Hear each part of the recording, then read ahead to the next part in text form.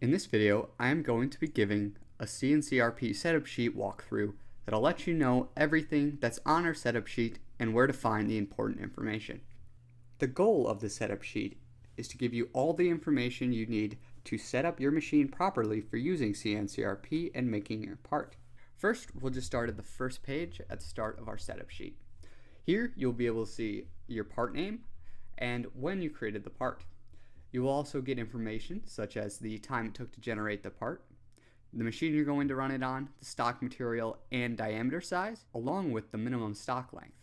Both the stock diameter size and minimum stock length are very important when running parts in CNC-RP, so make sure both of these meet the requirements whenever you are starting a part. You will also receive an overall estimated cycle time and a setup time for each of the 4 machining processes. If you scroll down, you will also see under machine setup the chuck length, your minimum distance between your jaw chucks, your work offset from the tool holder, and your chuck clearance. Most of these setups will stay the exact same when using CNC-RP. The only one that will change is the minimum distance between jaw chucks. This is a very important number to meet. If your jaw chucks are too close and under the minimum distance, you will crash your tools into your jaw chucks. You can also see a graphic showing the same details below. Next, we can turn to the second page.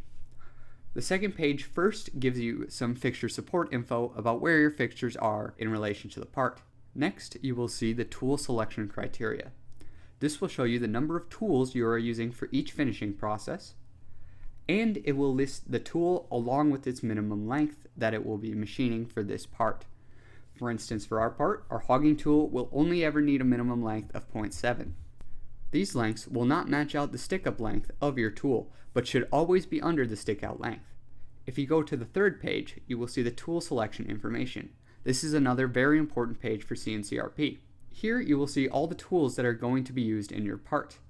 It will show when the tool is going to be used, what the tool number is, give a description of the tool, and then give its minimum stick-out length.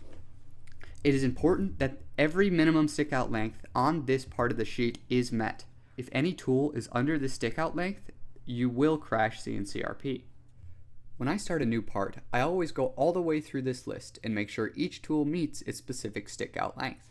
Underneath this list, you will also see the different orientations that are going to be used during each step in the process. That is everything that will be on your CNC-RP setup sheet, and this will be standardized for every part you run. The important things to pay attention to are again the stock diameter, your minimum stock length, your minimum distance between jaw chucks, and the information on the tool selection page, such as your tool number and the stick-out length. With the information on this setup sheet, you should be fully ready to set up and run your part.